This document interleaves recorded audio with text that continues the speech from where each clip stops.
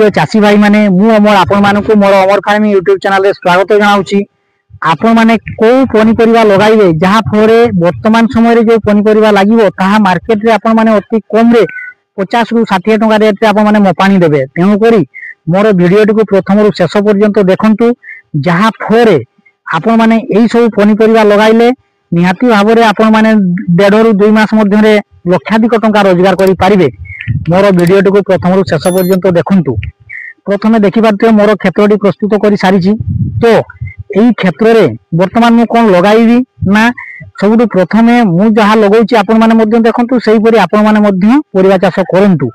तो आपण माने वर्तमान जानिथिबे वर्तमान कलरा चाष जदि आपण माने करिवे वर्तमान आपनकर डिसेंबर मास चलीछि। आपण डिसेंबर मास लास्ट सुधा कलरा बिहन पति देले से बाहरिया पई 15 दिन अति कम रे लागिवो 12-15 दिन लागिवो। सेतेको आपनकर कोन होबो ना खरा आसी जिवो हल्का हल्का खरा आसीवो। तेणु करी सेतेबेले आ कलरा गछरे रोग सेमति पत्र पुडा की मुडा की किछि रोग आसीबार नाही।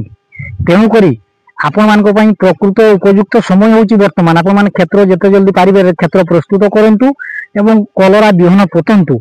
देखिबे आपण मानकर जतेबेले प्रथम हार्वेस्टिंग स्टार्ट होबो सेतेबेले आपण माने अति कम रे 50 रु 60 टका केजी रे आपण माने कलरा बिकी पारिबे। तेणु करी सबुठु प्रथमे आपण माने जदि आपनकर जागा फांका अछि मो परिका क्षेत्र प्रस्तुत करि नियंतु एवं आपण माने कलरा गछ लगांतु। तापरे आपण माने कोन लगाइबे ना तापरे लगाय आपनकर नाडुका कहले रमा। आपण माने जदि नाडुका चाष वर्तमान करिवे सेथिरे मध्ये आपण माने बहुत भलो लाभ पाइबे। तेणु करी मोर प्रिय चाषी भाई माने आपण माने नाडुका वर्तमान बिहन पुतंतु जहा फଳରେ आपण माने बहुत भलो लाभ करि पारिबे। तापरे आपनकर आसुची कोन ना भेंडी चाष। आपण माने जानिथिबे जे भेंडी चाष आपण माने वर्तमान निहाती करंतु। जो भेंडी आपनकर वर्षा दिन रे लागिची सेही भेंडी वर्तमान आपनकर कोन होबो ना सेही भेंडी आपनकर वर्तमान ऑलरेडी पत्र पड़ी की से भेंडी आ रहिबो नाही। वर्षा दिन जो भेंडी लागिची शीत दिन रे से भेंडी सरी जिवो। तेणु करी आपण माने खरा समय को अपेक्षा न करी वर्तमान होची ता पई उपयुक्त समय। आपण माने एई समय रे क्षेत्र प्रस्तुत करि नियंतु एवं भेंडी लगांतु। भेंडी लगाइले से मध्य ठीक सेही परि मु जे कहली कलरा की रमा ए सब रे मु जे प्रकार कहली जे आपनकर भेंडी गछटी बिहनटी पतिवे तापर गछटी बाहरी की ठीक तार ग्रोथ स्टेज आसीबा बेलकु आपनकर खरा ऑटोमेटिक आसी जाइतो ठंडा ऑटोमेटिक कमी कमी जीवो। तेणु करी आपण मानकर भेंडी आगुआ बाहरिबो। आपण माने आगुआ जो बाहरिबो आपण माने सेही समय रे बहुत भलो मूल्य पाइबे। जेंति कि आपण माने भेंडी रे मध्य 50-60 टका रु आपनकर मोपानी आराम से पड़ी जिवो। तो एई परी आपनकर कोन कहली ना कलरा नाडुका भेंडी सेही परी आपण माने कोन लगाइबे ना काकुडी। आपण माने काकुडी मध्य लगेइबे वर्तमान वर्तमान आपनकर आसुची वर्तमान आपण क्षेत्र प्रस्तुत करि नियंतु। आपण माने ठीक डिसेंबर लास्ट आपनकर जनवरी फर्स्ट वीक रे आपण माने काकुडी लगाइबे। काहे कि ना ऑलरेडी काकुडी वर्तमान मार्केट रे बहुत अछि लागि जाइछि। तो आपण माने सेही समय रे काकुडी को लगाइले आपनकर ठीक काकुडी बाहरिबो फेब्रुआरी लास्ट को बाहरिबो काकुडी। सेतेबेले आपण माने बहुत भलो मूल्य पाइबे। तेणु करी आपण माने काकुडी मध्य लगांतु।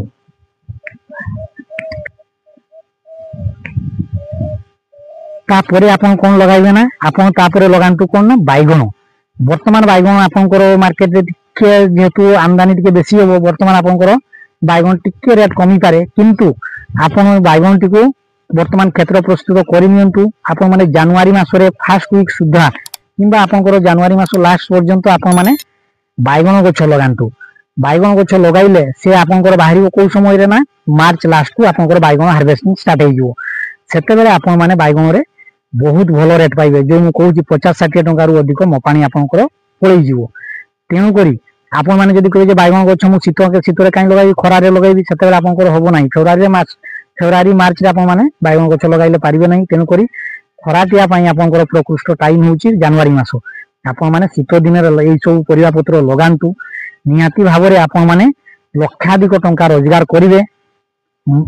आपण लक्षाधिक टंका रोजगार करिवे एवं आपण माने मोर एई परि वीडियो देखिबा पई निहाती भाबरे मोर चैनल टी को लाइक और सब्सक्राइब करंतु एवं आपनकर प्रिय सांग साथी भाई मानको पठांतु।